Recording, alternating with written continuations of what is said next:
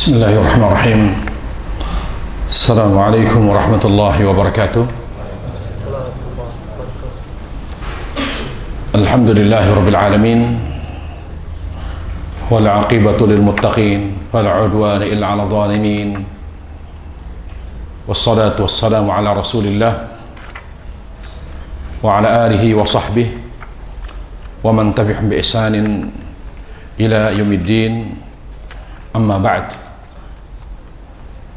Alhamdulillah, kita senantiasa bersyukur kepada Allah Subhanahu wa taala agar kita senantiasa berada pada tujuan hidup kita, yaitu bersyukur, dengan selalu mengingatkan diri kita untuk ikhlas dalam beramal dan melakukan kebaikan apapun, dan selalu berusaha mencontoh dan meladani Rasulullah sallallahu alaihi wasallam. Alhamdulillah, berkat taufik dari Allah Subhanahu wa taala dan inayahnya, kita bisa kembali mengkaji bersama tafsir salah satu surah yang sering kita baca dalam salat, yaitu surah Ad-Duha. Surah Ad-Duha terdiri dari 11 ayat. Terdiri dari 11 ayat. Surah ini penting kita kaji, kita pahami, agar kita bisa mengamalkan surah ini. Karena salah satu kunci keberkahan hidup adalah mengamalkan Al-Quranul Karim, terutama mengamalkan surah Al-Quran yang setiap hari kita baca dalam salat kita. Allah Azza wa Jal memulai firman-Nya dalam surah ini dengan firman-Nya Wad-Duha. Allah memulai surah ini dengan bersumpah. Para jemaah sekalian, ketika Allah Jalla wa Ala bersumpah dengan waktu duha, maka yang akan kita bahas adalah bahwa Allah Azza wa Jalla tidak perlu kita diskusikan perbuatan Allah. Yang kita diskusikan adalah perbuatan kita. Yang kita evaluasi adalah perbuatan kita. Kenapa Allah tidak perlu dibahas perbuatannya? Allah mau berbuat ini, berbuat itu, karena Allah tidak ditanya. Allah bebas melakukan apapun. Tapi justru yang akan ditanya oleh Allah adalah kita. Itulah sebabnya mengapa kita dituntut, diperintah oleh Allah Azza wa Jalla untuk bermuhasabah, untuk mengevaluasi diri, untuk senantiasa mengoreksi amal perbuatan kita. Bahkan kita harus lakukan setiap hari, karena kita ditanya oleh Allah di akhirat kelak. Orang yang sering mengevaluasi amal perbuatannya, maka hisabnya akan ringan. Makanya kata Umar Khattab radhiyallahu an, hasibu anfusakum qabla an tuhasabu. Ya, hasibu anfusakum qabla an tuhasabu. Evaluasilah dirimu, amalmu di dunia sebelum engkau dievaluasi amalmu oleh Allah. Orang yang sering mengevaluasi amalnya di dunia, maka dia akan mendapatkan hisab yang ringan. Jadi apapun yang Allah lakukan, kita harus mengimaninya. Tidak perlu kita bahas, tidak perlu kita kaji. Itu cara kita beragama, itu cara kita beradab kepada Allah Azza wa Jalla. Kita tidak perlu bertanya kenapa Allah turun ke dunia, kenapa Allah Azza wa Jalla menciptakan manusia pada akhirnya diazab, mengapa Allah menciptakan manusia pada akhirnya masuk neraka, kenapa Allah Azza wa Jalla menciptakan manusia lalu membuat mereka sengsara, kenapa tidak dibuat mereka semua bahagia, tidak Allah buat mereka semua kaya, kenapa Allah tidak buat seluruh makhluk sehat walafiat, kenapa ada yang sakit, ada yang cacat, ada yang sehat, ada yang sempurna. Para jamaah, tidak perlu kita mendiskusikan perbuatan Allah. Semua perbuatan Allah tidak lepas dari rahmat, hikmah, keadilan, dan kebaikannya. Kullu af'alillahi azza wa jal la takhruj an rahmati wa hikmati wa adli wa lutfi wa ihsani. Semua perbuatan Allah yang terkesan keji, yang terkesan menyiksa, itu sebetulnya hikmah, rahmat. Kalaupun sengsara, keadilan adalah akibat dosa manusia. Semua kesengsaraan manusia disebabkan oleh karena dosanya. Tidak ada. Kalau kesengsaraannya adalah sifatnya material, ya, fisik, itu semua adalah karena dosa. Jadi kalau kita mengalami musibah, yang harus kita lakukan adalah mengevaluasi diri, beristighfar kepada Allah, bertobat pada Allah Jalla wa'ala, bukan malah menyalahkan Allah. Makanya takdir itu ada dua, takdir buruk. Takdir buruk yang relatif, salahkan diri kita, evaluasi diri kita. Kalau takdir buruk yang bersifat, ya, murni, artinya buruk, kufur, sesat, maka itu adalah karena pilihan kita. Apakah Allah menjadikan orang kafir? Tidak, Dia yang memilih dirinya kafir. Apakah Allah pernah membuat hambanya murtad? Tidak, Dia yang membuat dirinya murtad. Apakah ada orang dipaksa bermaksiat? Tidak, Dia yang memilih untuk bermaksiat kepada Allah. Jadi apalagi yang harus kita salahkan dari Allah? Ya. Jadi kita dari wadduha wal laili idza saja, demi waktu duha dan demi malam ketika sudah merata kegelapannya, idza saja, menutup ufuk kegelapannya.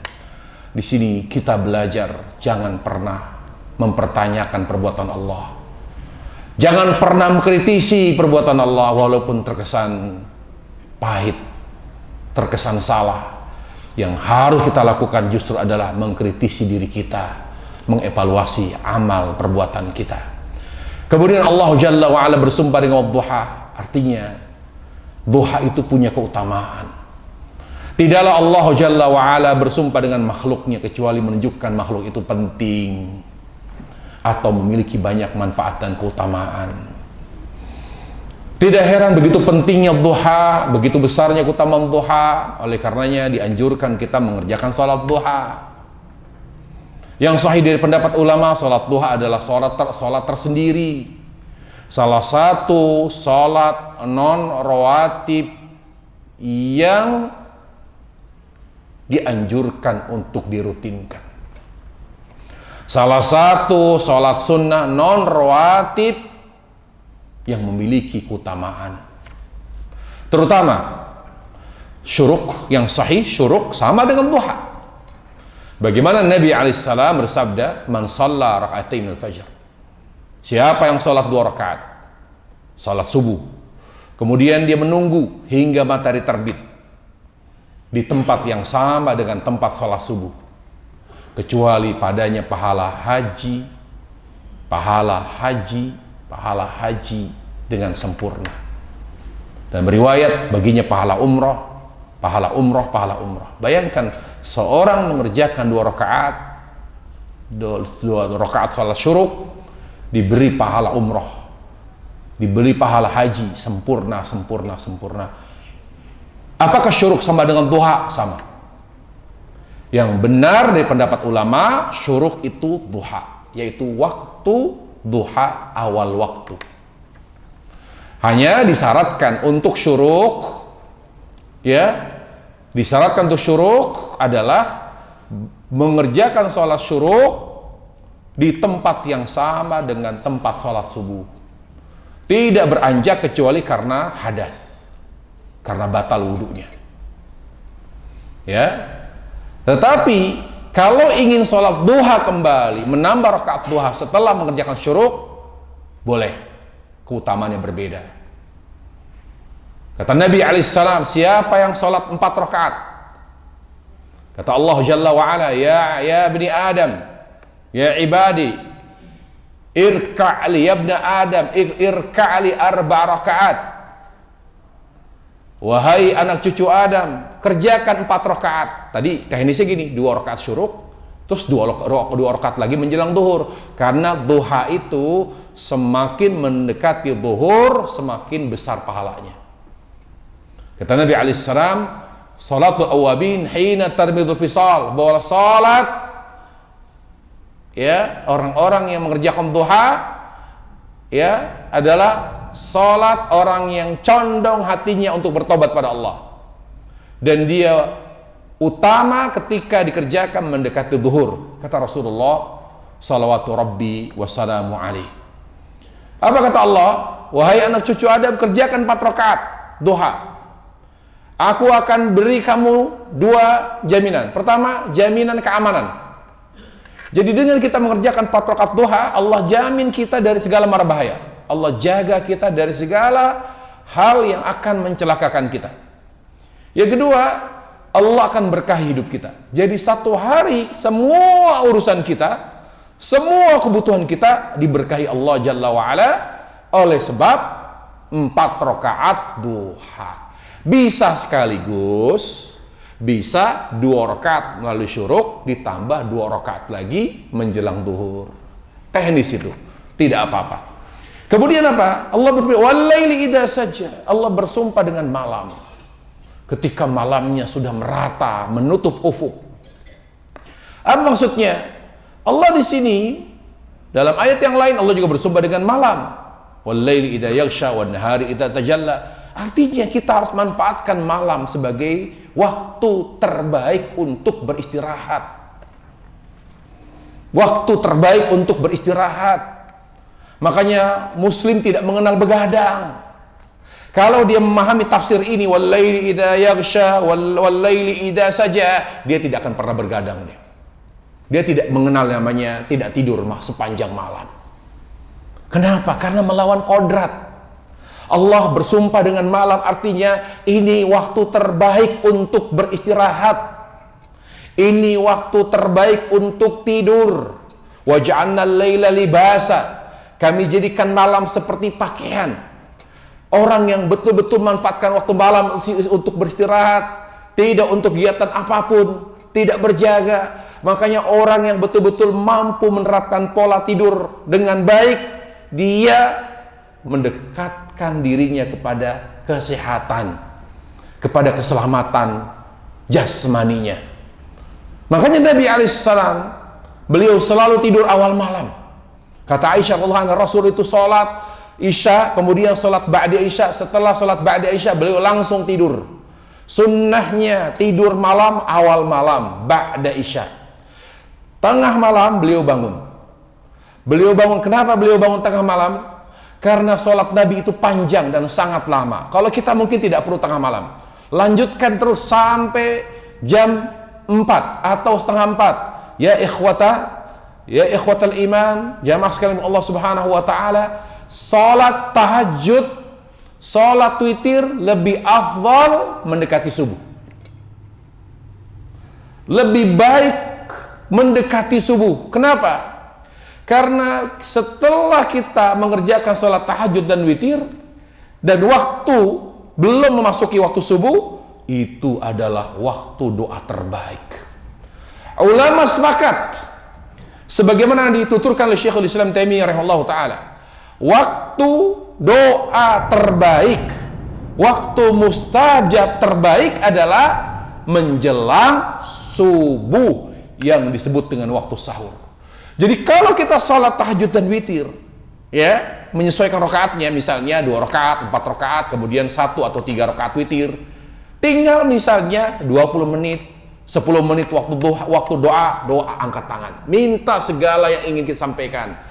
Biasanya semua doa kita menjelang subuh diijabah dan didengar oleh Allah Azza wa Jalla.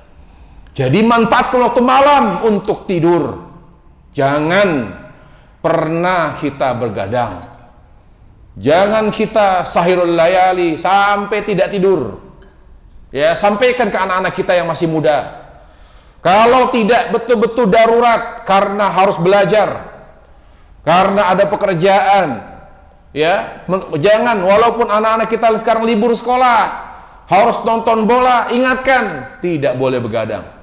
Harus tidur. Kalaupun misalnya kita sebagai orang tua mendukung, mengizinkan anak nonton bola, tapi jangan sampai lewat tengah malam, dilanjutkan sampai jam 1 malam. Kita ingatkan, tidur. Hiburan boleh hiburan, tapi fisik punya hak. Kalau orang ingin stabil hidupnya, selalu terjaga stabilitas kehidupannya, maka berikan semua haknya, berikan setiap yang memiliki hak-haknya. Dan di sini Nabi alaihissalam bersabda, inna lizurika 'alika haqqa wa li zawjika 'alika haqqa wa li zawjika 'alika haqqa wa li rabbika 'alika haqqa wali jasadika 'alika haqqa wa atikul ladzi haqqa haqqa. Rabbmu punya hak, berikan haknya. Dengan waktunya salat. Tapi tidak selalu kita diri untuk salat fardu, salat sunnah, salat terus. Enggak juga. Ketika sudah kita laksanakan hak Allah, yaitu dengan salat, maka kita tunaikan hak keluarga. Lalu Nabi katakan, tamu punya hak. Ketika kita kedatangan tamu, muliakan, temani, jamu tamu. Ketika waktunya bersama keluarga, jangan tidak ada waktu buat keluarga. Ajak mereka, ya, ajak mereka untuk bertamasya, ya, kumpul dengan mereka. Karena quality time itu sangat penting sekali para jemaah. Apalagi kita tipe orang tua atau bapak yang sangat sibuk, ibu yang sangat sibuk. Waktu terutama akhir pekan, manfaatkan waktu kita di akhir pekan bisa bersama anak-anak, karena itu haknya. Kemudian Nabi SAW bersabda, fisikmu punya hak, berikan dia haknya. Kalau sudah capek, kalau sudah lelah, jangan dipaksakan, apalagi untuk perkara yang bersifat sunnah. Beda kalau wajib, paksakan. Tapi kalau sunnah, misalnya kita mau sholat tahajud, kok lemes, kok ngantuk, jangan dipaksakan tahajud, hentikan tahajudnya, kembali ke tempat tidur. Untuk perkara sunnah, ketika fisik tidak mendukung, hentikan. Kita manusia punya keterbatasan. Jasad ini punya hak. Nggak begitu cara beribadah kepada Allah. Bagaimana Nabi mengkritik Sofia, tahajud yang begitu lama dan panjang, sampai beliau begitu ingin memberikan hak Allah, sampai ketika beliau capek karena panjangnya tahajud, lalu beliau ikat sebuah tali yang diikat antara satu tiang dengan tiang yang lain. Setiap Sofia lelah, dia tidak duduk, dia tidak rebahan, tapi dia ikat, dia gantungkan tubuhnya di atas tali yang kuat ikatannya. Kemudian kata Rasulullah, itu siapa perempuan itu? Kata Aisyah, itu Sofia. Rasulullah, ngapain dia gelantungkan di atas tali? Dia begitu ya Rasulullah, kalau capek setelah tahajud, beliau tidak duduk, tidak tiduran untuk mengembalikan energi, tetapi dia gelantungkan di atas tali. Kata Nabi, lepaskan talinya, suruh dia tidur. Bukan begitu cara beribadah kepada Allah Subhanahu wa taala. Ya. Kemudian Allah katakan, "Ma wadda'aka rabbuka ma qala." Ma wadda'aka ma tarak. Allah tidak akan pernah meninggalkanmu. Wa ma qala, Allah tidak akan pernah membencimu. Wadda'aka, meninggalkan, qala abghadak. Allah tidak akan pernah membencimu. Dan itu Allah tepati. Bukan hanya Allah tidak meninggalkan, bahkan Allah menjaga Nabi sallallahu alaihi wasallam dari kecil. Dari sejak beliau bayi. Bagaimana Allah azza wajalla, ya, mendapati beliau dalam keadaan yatim, dijaga masa yatimnya. Siapa yang memilih wanita yang menyusui beliau? Allah. Halimah Sa'diyah yang memilih Allah azza wajalla untuk memberikan ASI yang terbaik. Seorang wanita soleha, wanita desa yang soleha. Bagaimana Allah azza wajalla memilih Abu Talib, padahal dia orang kafir, tapi Allah siapkan Abu Talib meskipun dia musyrik, tapi Allah siapkan dia menjadi orang yang bisa membentuk Nabi menjadi orang yang berjiwa besar sehingga layak menjadi Nabi, padahal Abu Talib kafir. Itu semua adalah rencana Allah. Itu semua adalah settingan Allah azza wajalla. Bagaimana Allah jaga. Bahkan bukan Allah jaga, bukan hanya Allah jaga, ya, Allah Subhanahu wa taala lebih daripada menjaga Nabi sallallahu alaihi wasallam. Makanya Allah menjaga Nabi dari pembunuhan. Nabi tidak akan pernah bisa dibunuh. Nabi SAW dijaga apa aja? Dijaga agamanya, dijaga keluarganya, semuanya dijaga. Wa ma qala, Allah tidak akan pernah membenci. Bagaimana Allah membenci Nabi? Bahkan sebaliknya, orang yang paling Allah cintai adalah Nabi Muhammad SAW. Makanya beliau adalah Khalil. Siapa Khalil? Orang yang mendapatkan tempat khusus di sisi Allah Azza wa Jalla. Ada dua orang yang mendapatkan tempat khusus si Allah, bahkan mengetahui banyak rahasia Allah, yaitu Nabi Ibrahim dan Nabi Muhammad SAW yang disebut dengan Khalil. Al-khulla fawqal mahabbah. Khulla itu di atasnya kekasih. Makanya di sini para ulama mengkritik, kalau kita mengatakan Rasulullah Habibullah, itu salah.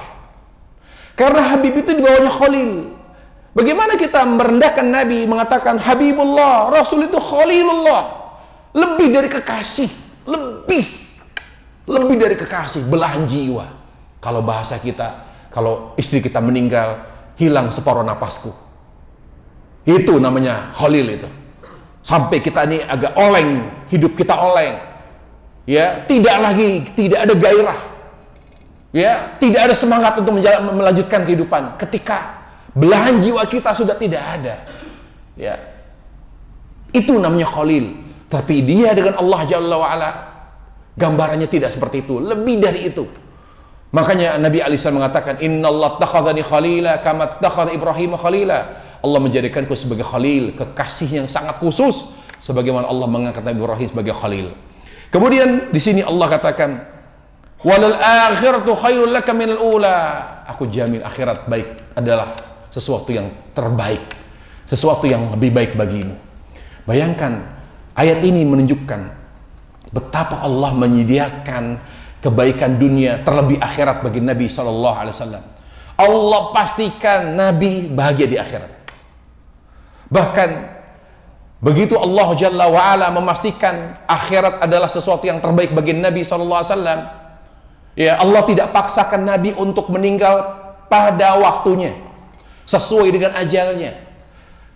Allah sudah memberitahu akhiratmu pasti sempurna, akhiratmu pasti bahagia, tetapi Allah tidak paksakan, karena Nabi masih menikmati sebagai manusia biasa, menikmati kebersamaannya bersama istrinya, menikmati ketika beliau bercengkrama dengan anak-anaknya, menikmati sebagai seorang rasul, menikmati sebagai seorang kepala rumah tangga, menikmati sebagai seorang pemimpin masyarakat, pemimpin rakyat.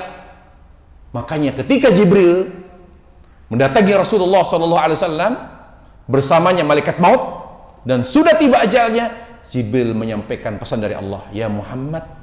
Ini dalilnya bahwa Nabi dalam Sahih Bukhari diberi pilihan. Ketika tiba ajalnya, hanya beliau.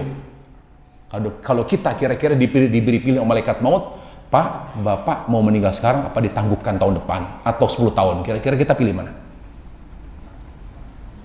Ditangguhkan apa pilih ajal sekarang? Hah? Ditangguhkan. Sepakat kita ya? Minta diundur. Karena kita nggak tahu nasib kita di akhirat.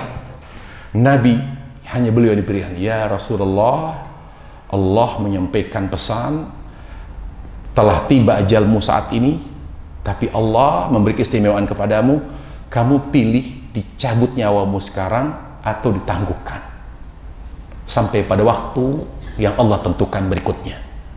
Lalu Nabi melihat Aisyah menangis, dia lihat Fatimah menangis, matanya bengkak, dilihat istri beliau yang lain, semuanya pada menangis, sahabat juga menangis. Jawaban Nabi apa? Ar-Rafiqul Ala, saya ingin pulang kampung akhirat. Nabi tunjuk ke tangannya, cari tunjuknya ke langit. Ar-Rafiqul Ala, aku ingin pulang kampung akhirat. Kenapa beliau tidak pilih Aisyah yang saat itu masih 17 tahun? Kenapa beliau tidak pilih mendampingi anaknya Fatimah, satu-satunya anak yang hidup setelah beliau? Ini kunci para jemaah. Kalau ingin bahagia, kita boleh bersama istri, kita boleh bersama anak, tapi hati tetap kepada Allah. Itulah Nabi. Mengapa Nabi alaihissalam bahagia? Dengan kesederhanaan hidup beliau. Karena beliau bersama istri beliau, bersama anak beliau, bersama dunia beliau, tapi dunia tidak di sini. Yang ada di hati beliau hanya Allah. Makanya ketika diberi pilihan, ya Rasulullah, apakah engkau milih ajalmu saat ini atau ditangguhkan? Nabi menunjuk, Ar-Rafiqul A'la, aku pilih pulang kampung akhirat. Kalau kita ingin bahagia begitu para jemaah, kita boleh punya apapun di dunia, tapi hati hanya ada Allah Subhanahu wa ta'ala. Lalu apa kata Allah? Wala sawfa yu'tika rabbuka fatarda. Aku pasti berimu sesuatu yang pasti membuatmu bahagia dan ridha. Apa? Nabi diberi maqam mahmuda, level tertinggi di akhirat. La yanaluha Ibrahim wala Nuh wala Adam. Enggak ada yang bisa mencapai level itu, maqam itu. Itu apa? Maqam mahmuda. Apa yang maksud maqam mahmuda? Di mana maqam ini dengan pencapaian Nabi maqam yang dipuji oleh seluruh makhluk dan seluruh Nabi dan Rasul, dialah saat itu yang bisa memberi syafaat dan menghentikan mahsyar. Jadi yang diizinkan Allah menghentikan mahsyar, proses mahsyar, yang diizinkan oleh Allah untuk memberi syafaat, yang mencapai maqam. Kenapa perlu ada maqam mahmuda? Ada orang yang mencapai maqam tersendiri. Karena di saat orang di mahsyar, Allah sangat murka. Allah sangat murka sampai Allah mengatakan, mana orang-orang yang sombong? Ainal jabbarun, ainal mutakabbirun. Mana orang-orang yang sombong? Mana penguasa-penguasa dunia yang merasa dirinya hebat? Ditantang oleh Allah. Sampai Adam tidak berani bicara. Sampai Nuh pun ketakutan. Karena Allah sangat marah. Fa inna rabbi ghadhabil yawm lam yaghdab mithla qabla. Sangat marah. Yang bisa mengimbangi keburukan Allah saat itu hanya Nabi alaihissalam. Lihat betapa tingginya kedudukan Nabi di sisi Allah, betapa istimewanya kedudukan Nabi di sisi Allah Jalla wa'ala, sampai Allah sangat murka. Nabi masih diizinkan untuk bisa memohon untuk diberi izin syafaat, diberi wewenang untuk memberi syafaat. Namanya maqam mahmuda. Wa ba'athu maqaman mahmudal ladzi wa'adta. Kemudian Allah katakan, alam yajidka yatifa awa. Bukankah Allah menemukanmu dalam keadaan yatim lalu Allah lindungi. Di sini para jemaah, ayat ini juga berlaku bagi kita. Orang yang suka membantu anak yatim, orang yang suka menyantuni anak yatim, apakah dia saudara atau orang lain, Allah pasti akan menolong kita. Sebagaimana Allah menolong Nabi sallallahu alaihi wasallam, Allah menolong Abu Talib, Allah menolong. Lihat, Abu Talib itu anaknya banyak loh, tapi Allah cukupkan rezekinya. Jadi kita kalau menghitung ekonomi, jangan dengan hitungan kita. Gaji saya 5 juta, anak saya 6. Kalau santu anak yatim kira-kira cukup dengan hitungan Allah. Karena rezeki itu dari Allah. Semakin kita banyak bersedekah, banyak bantu orang, justru jumlah yang kita hitung kayaknya gak cukup, justru di situ Allah berkahi. Orang yang suka membantu anak yatim, menyentuh anak yatim dengan berbagai macam cara, pasti dia akan dekat dari bantuan Allah Subhanahu wa taala. Wa wajadaka dhallan fahada, dan Allah menemukan pun dalam keadaan tidak mengerti apa-apa, dan ini dalil bahwa Nabi pun tidak bisa baca dan tidak bisa menulis. Sudah, jangan sok-sok membela Nabi. Nabi itu tidak mungkin dia bisa baca. Beliau bisa baca, Ummi itu bisa baca, bisa menulis. Ini fakta. Artinya ini adalah cara Allah untuk membuat orang musyrik tidak bisa membantah Nabi yang mengatakan Al-Quran itu adalah karangan Nabi Muhammad. Bagaimana menjadi karangan Nabi Muhammad? Beliau tidak bisa membaca, beliau tidak bisa menulis. Bagaimana nulis? Dalikal kitabul raiba fi la yaktub. Jadi hujjah. Di situ dibuat oleh Allah, Nabi tidak bisa baca, tidak bisa menulis, tapi bisa mengajar, bisa memberikan hidayah. Berarti beliau mendapatkan ilmu dari wahyu. Kemudian apa kata Allah? Wajadaka 'ailan fa'aghna. Jadi Allah menemukanku dalam keadaan miskin, lalu Allah cukupkan. Ini juga fadilah. Suka membantu fakir miskin, suka membantu orang-orang susah, pasti Allah akan selalu menolong orang yang suka membantu orang-orang yang susah, orang-orang yang menderita, wa faraddu'afa, orang-orang fakir, miskin. Fa'aghna, Allah cukupkan rezekinya. Fa'ammal yatima fala takhar. Jangan pernah kita menguasai, mendominasi anak yatim, terutama anak yatim yang memang ditinggalkan harta yang besar oleh orang tuanya. jangan pernah menguasai harta anak yatim. Na'udzubillah, misalnya kita punya abang, kita punya kakak, ya kakak kita meninggalkan harta yang banyak, keponakan kita itu yatim, jangan makan hartanya, jangan kuasai hartanya, jangan makan hak warisnya. Orang yang makan hak waris anak yatim, orang yang makan hak anak yatim, Allah Jalla wa'ala akan menghancurkan hidupnya, keberkahannya. Fala takhar, justru dilindungi harta anak yatim, dibantu, dibuat dia nyaman, seolah-olah masih ada bapaknya, ayahnya di tengah-tengah mereka, di sisi mereka. Harusnya kita membantu.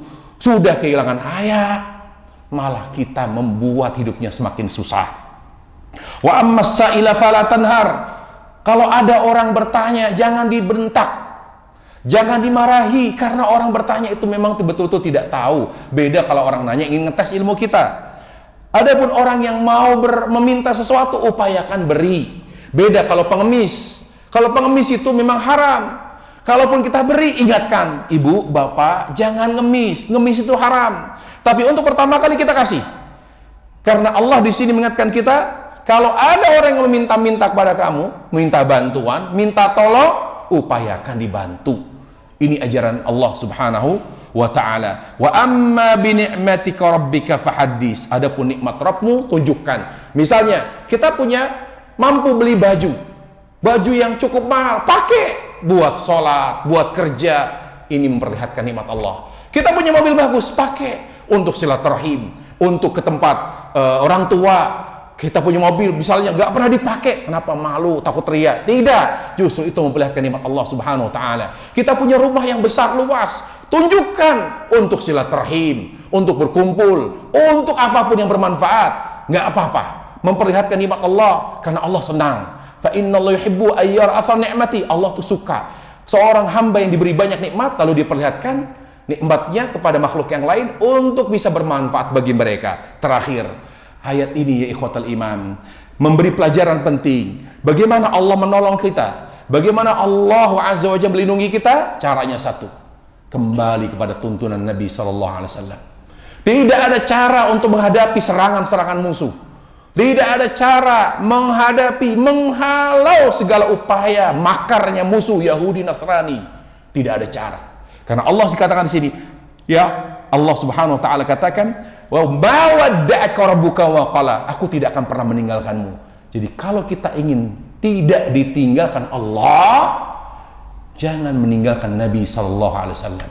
Kalau kita ingin ditolong Allah, dilindungi oleh Allah, dibela oleh Allah, jangan tinggalkan Nabi. Sebagaimana Allah tidak meninggalkan Nabi, maka kalau kita tidak ingin tinggal Allah, ditinggal Allah artinya tidak ditolong oleh Allah, tidak dibantu oleh Allah, maka kita harus kembali kepada sunnah Nabi, kembali kepada petunjuk beliau, beragama sesuai dengan tuntunan Nabi SAW. Hanya itu caranya.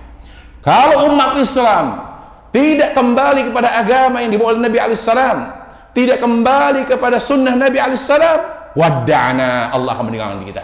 Kenapa? Allah tidak meninggalkan Nabi. Lah kalau tuntunan Nabi kita tinggalkan, otomatis Allah meninggalkan kita. Begitu analoginya, begitu argumennya secara logika para jamaah. Makanya di sini jelas sekali, mawadda'aka rabbuka wa qala. Semakin kita berpegang teguh dengan tuntunan Nabi, semakin Allah menolong kita dan Allah pun akan semakin mencintai kita. Demikian kajian kita dari tafsir surah Ad-Duha, mudah-mudahan bermanfaat. Wassallallahu wasallam wa barik Muhammad wa ala alihi wa sahbihi wasallam. Subhanakallah bihamdik, asyhadu an la ilaha illa anta, astaghfiruka wa atubu ilaik. Assalamualaikum warahmatullahi wabarakatuh.